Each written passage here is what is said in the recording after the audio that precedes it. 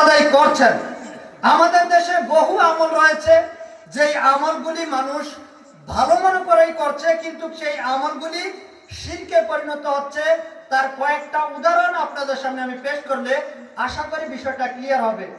সূরা আরাফের 3 নম্বর আয়াতে মহান আল্লাহ ইরশাদ করেন, ইত্তাবিউ মা উনজিলা ইলাইকুম মির রাব্বিকুম ওয়া লা তাত্তাবিউ মিন দুনিহি আউলিয়া কলিলাম মা তাযাক্কারুন।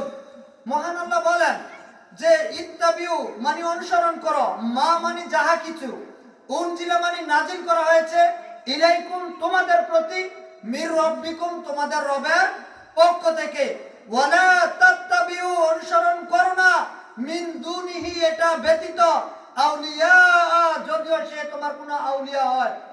ওলিউনের বহুবচন হচ্ছে আউলিয়া। আল্লাহ তাআলা বলছেন যে ইত্তাবিউ মা উনজিলা ইলাইকুম মির রাব্বিক ওয়ালা তাত্তাবিউ মিন দুনিহি আউলিয়া। খবরদার কোন ওলি আউলিয়ার অনুসরণ করো না যদি সেটা কোরআন এবং সুন্নাহ ব্যতীত হয়।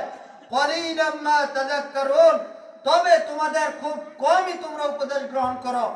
সমাজের মানুষ, দেশের মানুষ, রাষ্ট্রের মানুষ খুব কম সংখ্যক থাকবে যারা উপদেশ গ্রহণ করবে। আল্লাহ বলেছেন, আল্লাহ সুবহানাহু ওয়া তাআলা সূরা ইউসুফের 106 নম্বর আয়াতে বলছেন যে ওয়ামা আকসারুহুম বিল্লাহি ইল্লা ওয়া হুম মুশরিকুন, তোমরা যাদেরকে দেখছো ঈমান এনেছে তোমাদের মধ্যে, এই ঈমান আনার পর অধিকাংশ মানুষ আবার মুশরিক।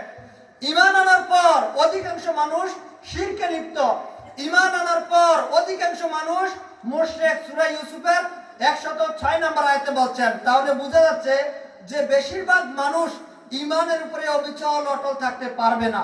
সম্মানিত উপস্থিতি, অনেক নবীর ঘটনা আপনারা জানেন। নূহ আলাইহিস সালামের ঘটনা, কত বছর তিনি দাওয়াতি কাজ করে মাত্র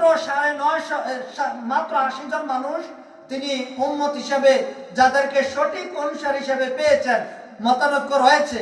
সম্মানিত উপস্থিতি, আমি আপনাকে এই জিনিসটা দিয়ে এটা বুঝাতে চাচ্ছি যে বাংলাদেশের মধ্যে যদি আপনি ধরে নেন, সহিহ আকীদার যে সমস্ত আলেম ওলামারা যারা দাওয়াতি কাজ করছেন, তাদের দাওয়াতি কাজে যদি আপনি মনে করেন যে সারা বাংলাদেশে 1000 মানুষ যদি দাওয়াত গ্রহণ করে থাকে, এতেই তারা সফল, এতেই তারা সফল। 950 বছর দাওয়াতি কাজ করে যদি মাত্র 80 জন দাওয়াতের অনুসারী পেয়ে থাকেন, তাহলে এই দেশে অধিকাংশ মানুষ শিরকে থাকার পরেও সালাফি মানহাজের আলেমগণ যদি 1000 মানুষকে যদি বুঝাতে পারেন, তাহলে এতেই তারা সফল। আর যদি কাউকে যদি কোনো অনুসারী নাও পান, তাও সফল।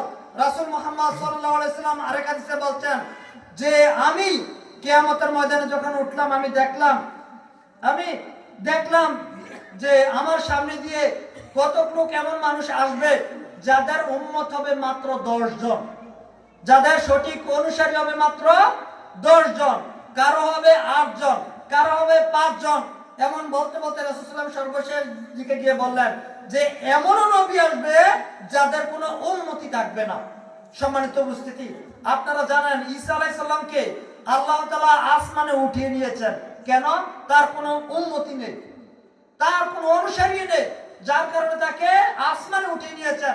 সম্মানিত উপস্থিতি, তাহলে আপনাকে আমি যে জিনিসটা মেসেজ দিচ্ছি সেটা হচ্ছে যে অধিকাংশ মানুষ আপনার কথা মানবে এই কথা সত্য নয়।